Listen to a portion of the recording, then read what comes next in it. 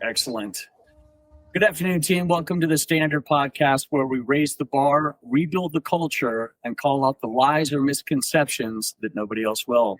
This isn't motivation. This is a movement. I'm Thomas Rowe, joined by my host, Aaron Charles. And today, I'm super excited. We're sitting down with a four-time Olympian, Lenny Krayzelburg. Again, four-time Olympic gold medalist, former world record holder in backstroke, and current general manager of LA Current, an international swimming league. Lenny's story is one of the most powerful immigration and perseverance narratives in sports. Lenny, I might get this wrong. Born Leonid Olvesh Krayzelburg in Odesa, Ukraine in 1975, Lenny and his family left the Soviet Union in 1989 when he was 14 years old, settling in Los Angeles with nothing but hope and determination. What happened next defines resilience. Lenny's family faced severe financial difficulties. He had to commute by bus and on foot 45 minutes each way to swimming practice, not getting home before 9:30 in the evening. On top of the physical challenges, Lenny had to overcome language barriers, rapidly learning English to understand his coach's instructions. But here's what makes Lenny's character. Instead of letting those obstacles defeat him, he used them as fuel. He attended Fairfax High School and Santa Monica College, where he swept the backstroke titles. In 1995, he became a naturalized U.S. citizen, and by 1998, he had become the first swimmer since 1986 to sweep both backstroke events at the World Championships. In 1999, Lenny broke world records in the 50, 100, and 200-meter backstroke, establishing himself as the greatest backstroker in the world.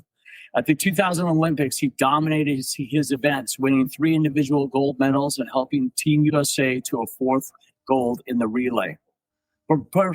Perhaps what's telling about Lenny's character, in 2001, he chose to skip the World Championships to compete in the Maccabah Games in Israel, wanting to honor his Jewish heritage and fulfill a childhood dream of visiting the Holy Land. He carried the American flag in the opening ceremony. Today, Lenny continues to shape swimming as a GM of LA Current, developing the next generation of U.S. swimmers and professional league format. We're diving into the truth, what it really takes to build identity, discipline, and legacy in sports and in life. Let's get into it. Lenny, this is awesome. Thank you so much for joining us. We really appreciate it. Yeah, absolutely, Thomas. There's great bio, great intro here. I forgot about it, but thank you. I appreciate it. Of course, we could literally just stop the podcast right now because just your accolades speak for themselves. So you immigrated from Odesa and then in Ukraine to Los Angeles at the age of 14 with your family. You faced financial struggles, 45-minute commute that I had mentioned to get to practice, language barriers, and went on to become a 4-time Olympic gold medalist and world record holder. What does raising the standard mean to you, having lived through that type of adversity? Well, listen, for me, it's always been about understanding that life isn't, a straight line, and you're going to have ups and downs and challenges. And, growing up in Soviet Union and encountering a lot of anti-Semitism and a lot of also struggles living under communist culture, you kind of understand how to build thick skin, and you understand what it takes in terms of perseverance and not giving up.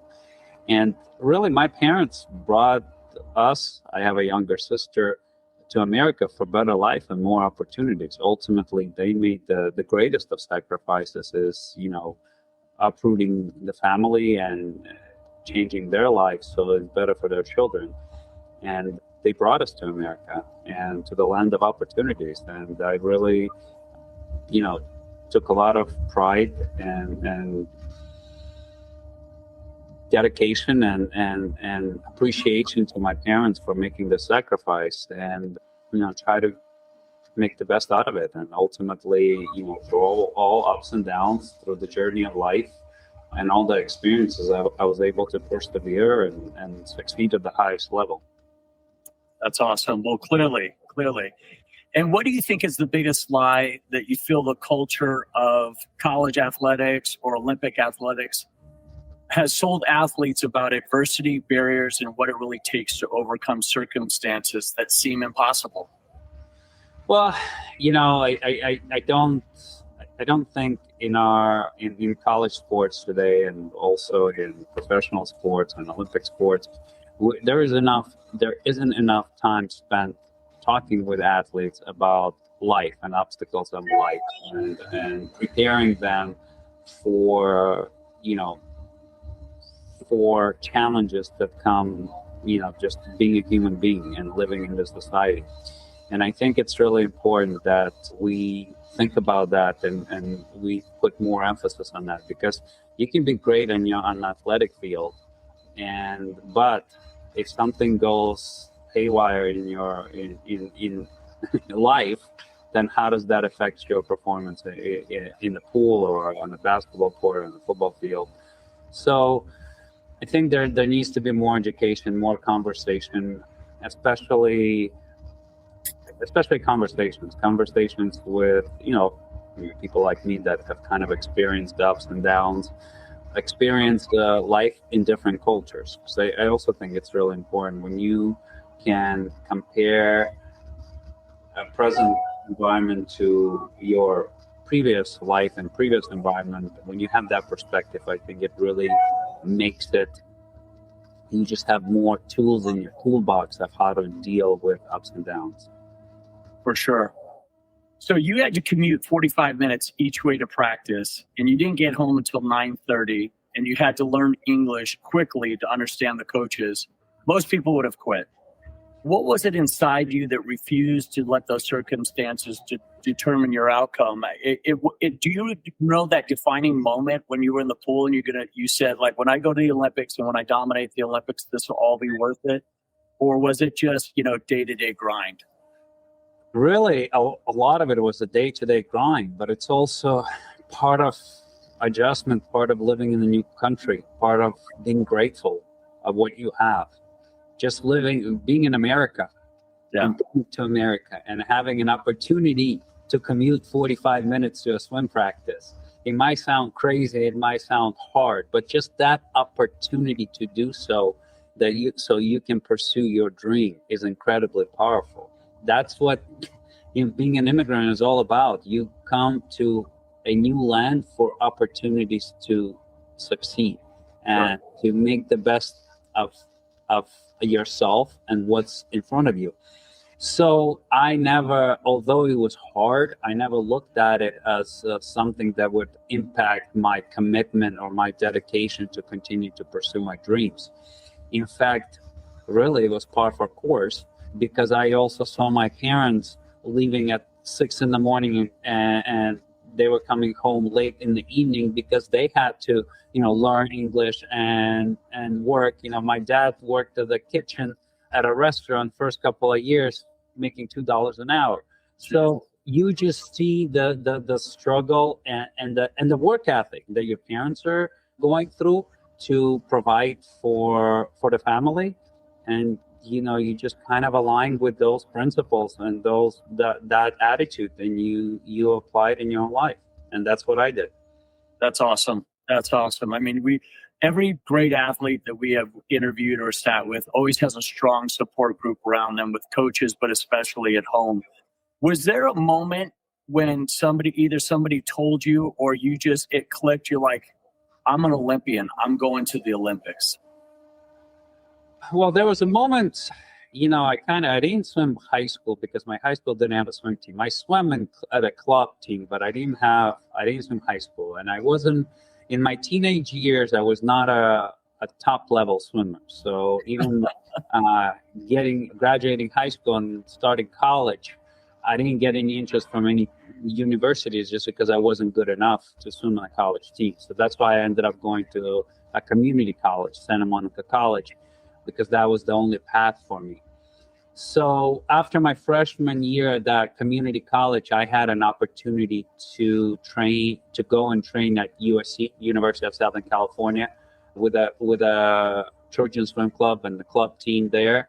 And the head coach was Mark Schubert. He was an Olympic coach, has coached many world record holders and Olympians. And was a head coach at the university at that time, and he gave me an opportunity to train in the summertime, just really to see if I'm good enough to be in the same pool in the same lane with Division I swimmers.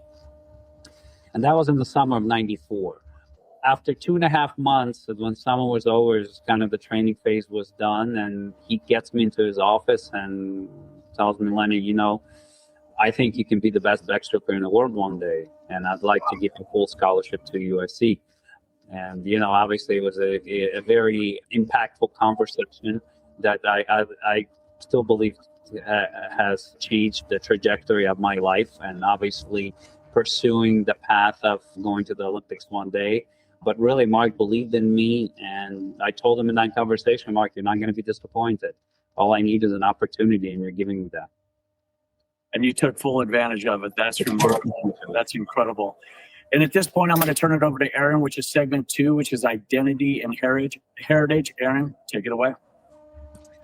Thanks, Lenny. So yeah, I want our audience to get to know you more on a personal level, well beyond all the accolades that Thomas shared at the beginning of the podcast. But just who is Lenny beyond all the gold medals, all the swimming titles?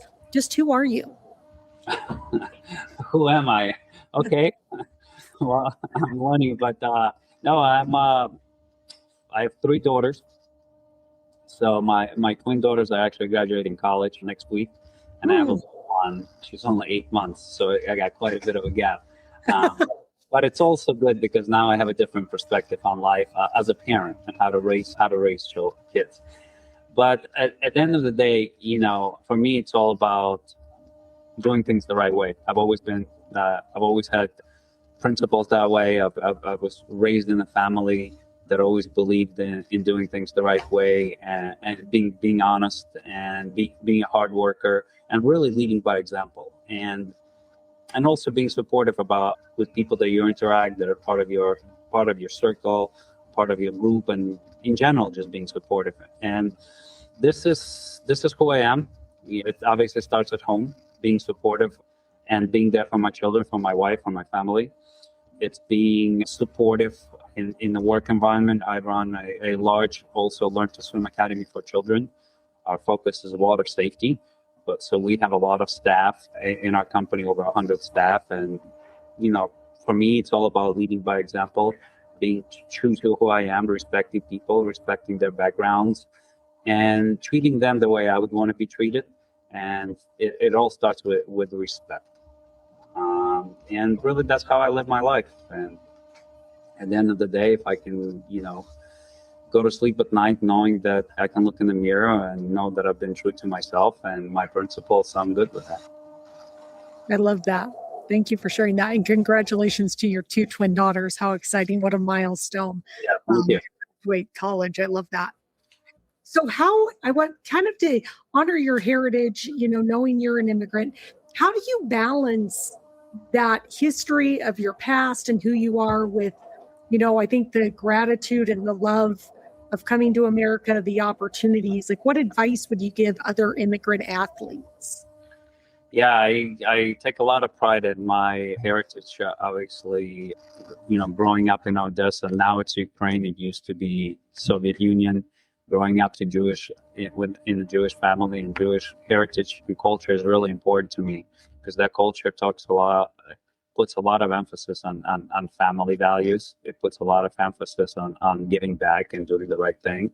And, when I grew up, these are the principles that I grew up with. And this is the only thing that I understand. And I think if you have a really solid foundation and upbringing at home, especially when you're an immigrant, it's really helpful when you get to when you come to a new country and you're thrown into a new environment and a new culture, when you can lean into the most fundamental of things, and they usually they start at home. When you can lean into that, it helps navigate the storms and ups and downs of life and the challenges that come your way. And then really, as I mentioned previously, it's about opportunities. I'm a great believer of taking advantage of opportunities that are thrown our way. I'm also starting to learn this more and more now, that any interaction, any situation, any opportunity, there's a meaning behind it. And so if something comes your way, whether it's good or bad, there's a meaning behind it. So really taking it up, so that means when you have great opportunities coming your way, do not take that for granted. Actually, take it by the horns and run with it. That's kind of the analogy. But yeah, that's kind of my thinking and my approach to life, and just maybe some, tips for other immigrant athletes that are settling in this country and trying to make the most out of themselves. I love that. And I love that, leaning on your foundation, especially if you have a strong one. And Thomas already kind of talked a little bit about this, but a little bit a different angle. What really separates athletes who let their circumstances define them from those who use their circumstances to forge unbreakable character? Because you faced a lot of adversity, but I mean, it actually, I think, helped you excel. Yeah, I am a big believer not to be defined of what your accomplishments are or who you are on the athletic field. I think you need to be defined of who you are as a person, and also be realistic that sport, no matter how great you are, no matter what you are able to accomplish, it only lasts so long. Eventually, the real world is going to come your way. Whether it's going to come slow, it's going to, just overwhelm you like a big wave, but it's coming. So I really think athletes need to understand that part of it and be able to clearly separate the athletic path and what you're trying to pursue versus life outside of sports, and not be defined by just being an athlete and doing everything based on being an athlete, but actually separate the path, form interests outside of your athletics, educate yourself that has nothing to do with sports, build a network, build friends that have nothing to do with your athletic path. Because what it does, it gives you a different avenue to take your mind off of the athletics, and you'll pursue success in the sports arena. And I think it's really important. I did that very well when I was training and competing and pursuing my Olympic dreams. I was very focused, and obviously had a tunnel vision when I was training. But when I left the pool, I had a different life. I had a circle of friends that had nothing to do with swimming. I had business interests and trying to educate myself that had nothing to do with the sport of swimming. And it really helped me to manage my life, especially in the times where maybe I went to competitions and I didn't do as well as I wanted it, or the training sessions didn't go as the way I planned them to be. So this other path really allowed me to manage my emotions, especially during times when things might not have been going as well in the training arena or competition arena. God, that's like the best advice I've heard. So with that, I'm going to turn it back over to Thomas for segment 3. Excellent. Awesome. Thanks, Aaron.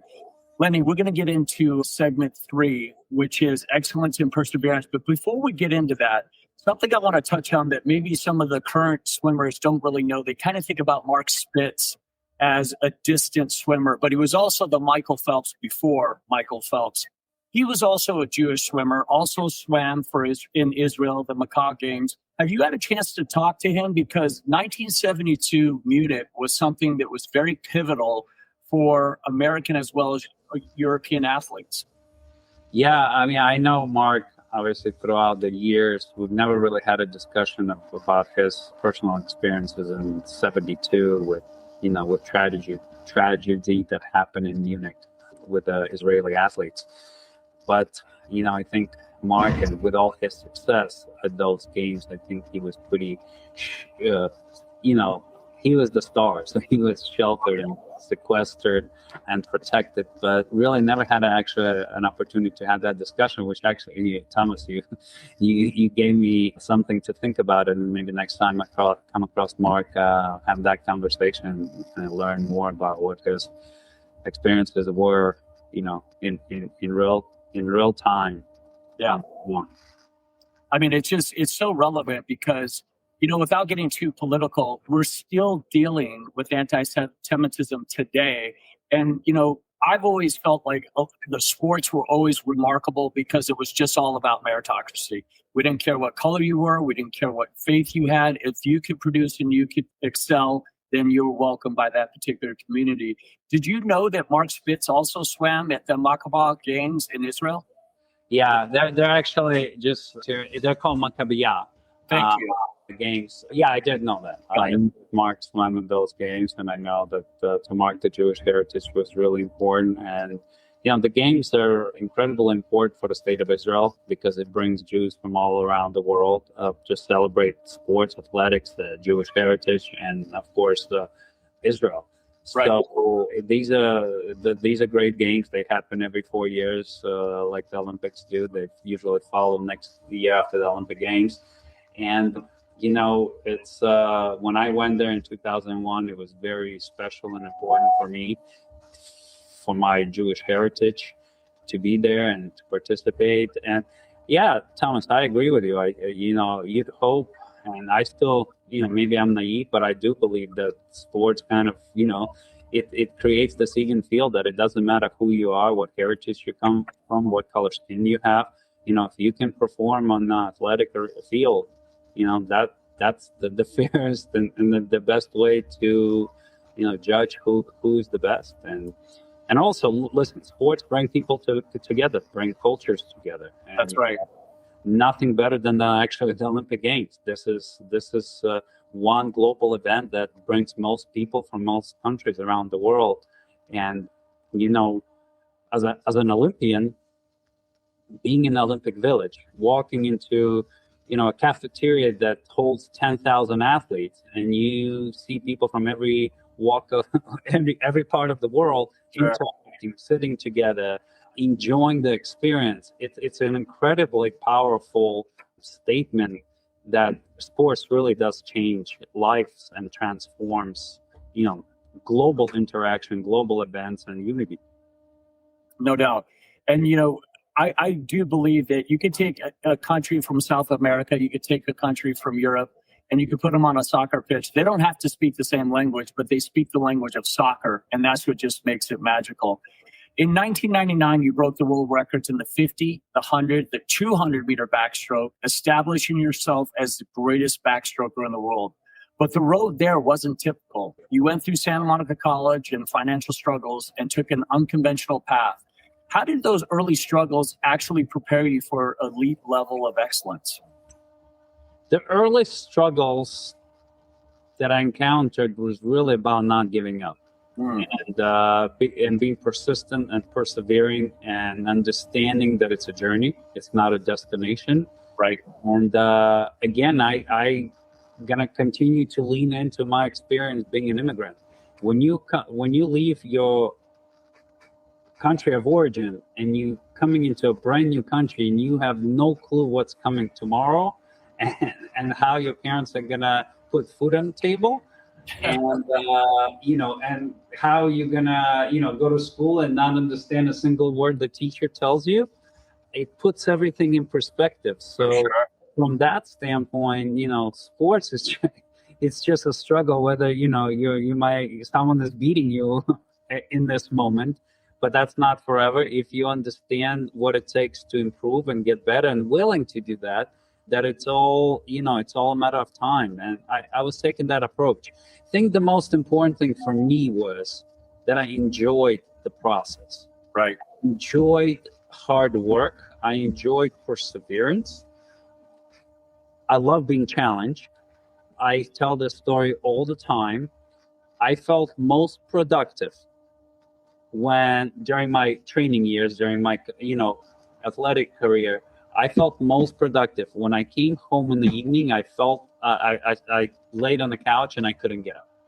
I knew that I had a very productive day, of training, and I that for me that was my high. I loved it. I loved the fact that I was honest with myself, that I left it all in the craft that I was doing. And at the end of the day, that's the approach I would recommend every athlete take. It's just give it your all. Be honest. One advice one of our coaches on the national team told us many, many years ago, and I kind of applied this because it was so true. There's only one person in the world you can never lie to. It's the person that looks at you when you walk into the bathroom in the morning and you're brushing your teeth. Yeah. He's staring back at you is the only person who knows the truth. And if you can be honest with that person, whether you put in the work, that's the most important and honest approach to life in general. That's awesome. You said you love a challenge and adversity. And in the 2000 Olympics, you dominated your sport, winning 3 individual golds and helping the relay team win a 4th. But you also dealt with a shoulder injury that required surgery and forced you to change your stroke. How did you maintain excellence while adapting to physical setback and changes? That's just the card I was dealt. Injury was, part of sports. And Sure. You have to adjust. And I didn't have too much time to dwell on in terms of the injury and what I just needed to have a plan of how I'm going to adjust and what do I need to do to preserve my shoulder so I can train for another 4 years between 2000 and 2004 and, change the training style, maybe change my technique a little bit. Heading into 2004 Olympic trials, I hurt my shoulder again and I actually couldn't use my arm for a few months. So I ended up just kicking. But again, my goal was if this is the card it's dealt, if I'm kicking, I'm going to try to be the best kicker in the world. This is what I can control. It's about making the best of the situation that you're in and the cards you're dealing, as long as you're willing to make the best out of it. And because there's always a way, there's always a solution, there's always something you can do to improve yourself, no matter how challenging that situation is. Okay. And let me just really quick, I just want to add, so 3 gold medals in in Sydney in 2000, and then the 4th was on the relay in Athens in 2004. Got it. Still quite impressive. If you could sit down with yourself at 14 years old, just arriving to LA, not speaking English, facing those 45-minute commutes to practice, this is more for the younger generation because so many young athletes deal with adversity, not to the extent that you did. But what would you tell that version of Lenny at 14 about what's coming, how to handle it? I would tell Lenny that expect challenges, expect that things aren't going to go your way. Don't give up. Understand that's part of the process. But 2 things I would make sure that Lenny understands. Learn how to communicate what you're feeling with your parents, with your immediate circle of support. Communicate with your coaches and your mentors. I think it's really, really important that you communicate how you're feeling, what's going through your mind, what challenges, and at the same time, what are you excited about? Because the more you speak up, the better you're able to build a relationship with people that care most about you. Because then now they understand what you're going through and how they can help you. So communication is the key. And that is, of course, the biggest challenge with teenagers is that are they willing to communicate truly and honestly what's on their mind and in their heart. But as an athlete, I think it's really, really important that you do that. For sure. And this is a question I think more for families, both the parents and the athlete. What about current young athletes, especially immigrants who are facing financial hardship, language barriers, and feeling like they don't belong? What do they need to understand about turning obstacles into advantages? Well, first of all, I think the most fundamental principle that I would take is that you do belong. Right. That it starts there. You do belong, and you're given an opportunity, and you're gonna take the right approach to make the best out of that opportunity. again, you're not it's okay if you're not going to be accepted in every circle, if you're not going to maybe given an opportunity on a certain club team or a certain swim team, but there's other ways, other teams. It's a matter of finding an opportunity and making the best out of the situation that you have at this particular moment. Like I said, I didn't swim high school. I didn't have an opportunity. My high school didn't have a swim team. So I had to go far away and swim on a small team just so I can keep swimming. That's why I was a late bloomer. That's why I didn't get a college scholarship early on, because through high school, most of my competitors were swimming in good high school teams and good club teams. I didn't have that. I didn't have resources to go to a good swim team because it was way too far away, and high school didn't have a swim team. So I trying to find ways to basically do the best I can in the environment that I was given within my surroundings. For sure. Correct me if I'm wrong. I think I remember in our first introduction that you actually went to a Jewish community center and you were part of their swim team. Is that correct? I was pretty much throughout high school. After the long commute to San Marcos College for about a year and a half, after that, I went to Jewish community center and swam on the team here. Pretty much throughout high school, it was a communal team. It certainly was not a competitive team. Right.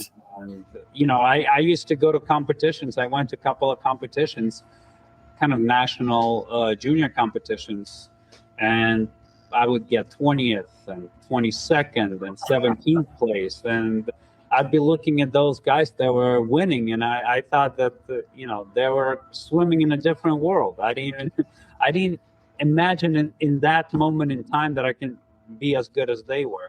But I didn't give up.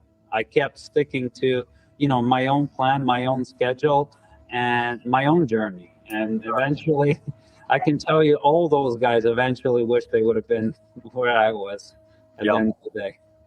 Before I turn it over to Aaron, which is segment 5, I got to ask a simple question. I already know the answer, but I'm going to get a good laugh out of it.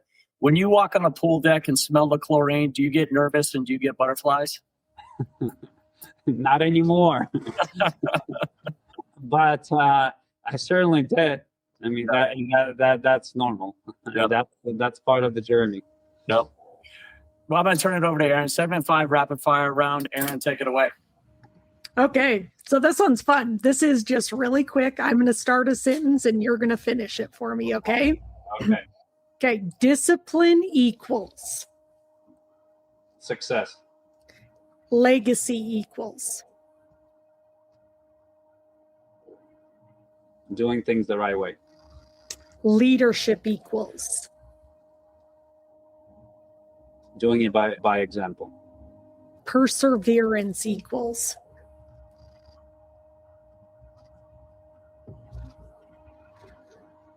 never giving up. And what is one thing that you would never compromise on? Hard work. And if you could put have a billboard with a message for the next generation of athletes or Olympians, swimmers, whomever, what would that message to those young athletes be? If it's going to be, it's up to me. I love it. That's awesome. See, super quick. We're going to turn it back over to Thomas. Awesome. Thanks, Aaron. Lenny, we're going to go into our closing segment here. And we'd like to turn it over to our guests and just kind of leave an open floor here. Before we wrap up, is there something we didn't touch on today that you feel athletes, immigrants, or anyone facing major obstacles need to hear about perseverance, identity, and building a lasting legacy? I think we touched upon this a little bit, but I do want to emphasize again the importance of understanding that there's so much more to life than sports and pursuing your athletic dreams.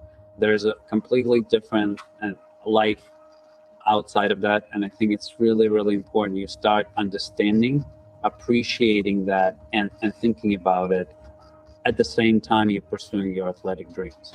I can tell you right now, I'm 50 years old. I can tell you right now that my success was, 2.5 decades ago. And there's a whole different life and world that I'm in right now that I've been in the last 20 plus years.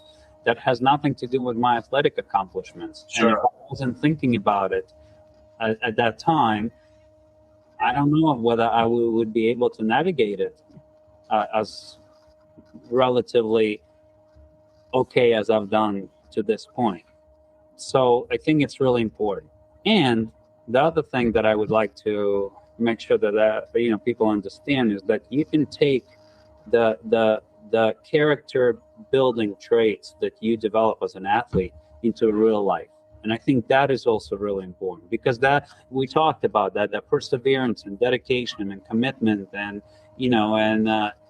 obstacles along the way that you encounter as an athlete. Those are exactly the things that you're going to encounter in real life.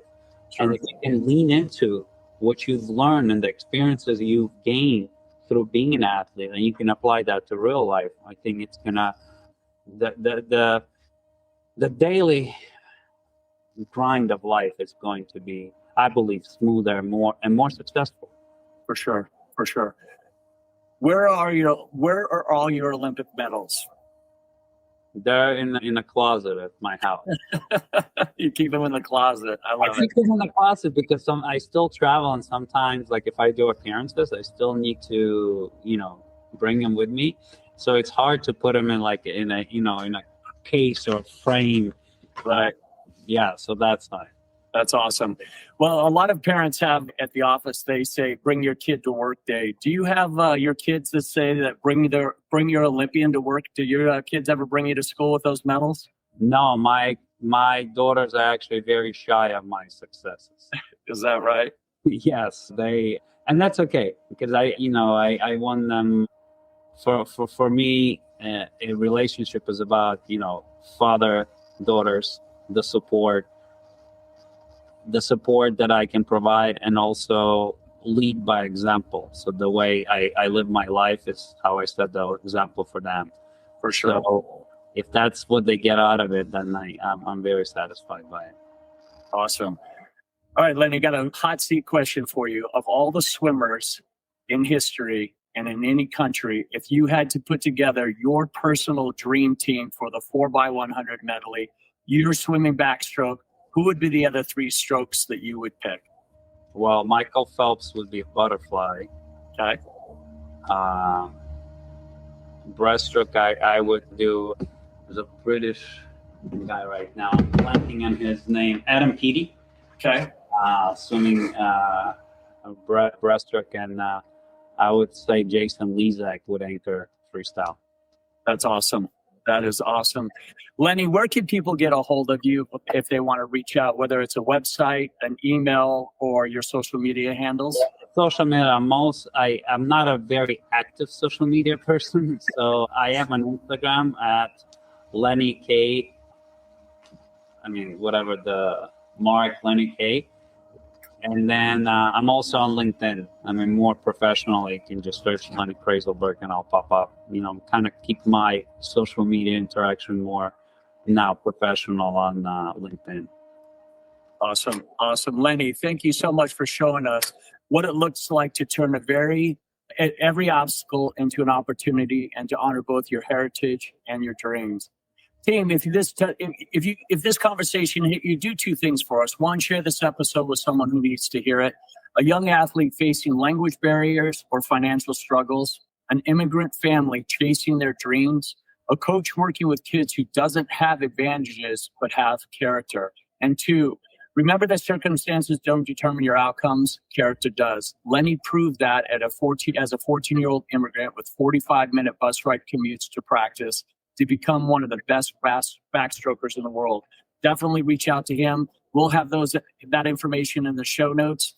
And if you're an athlete, parent, or coach ready to raise the standard, check out me and Aaron at blueprintbluechip.com. We help athletes build identity, discipline, and legacy that goes well beyond the game or the pool. And if you're ready to get clear on what's beyond the game, reach out to us again at Blueprint Blue Chip. If this episode has resonated with you, leave us a 5-star review on Apple Podcasts or Spotify. It helps us reach more athletes, parents, and leaders who need to hear Lenny's message. This is a standard podcast, and this movement only grows when we raise the standard together. Talent fade, but truth endures. Let's raise the bar rebuild the culture, and become the standard. Lenny, Aaron, thank you both so much for joining us. I hope you guys both have a great rest of your day and weekend. Team, we'll see you next time. Thank you. Thank you.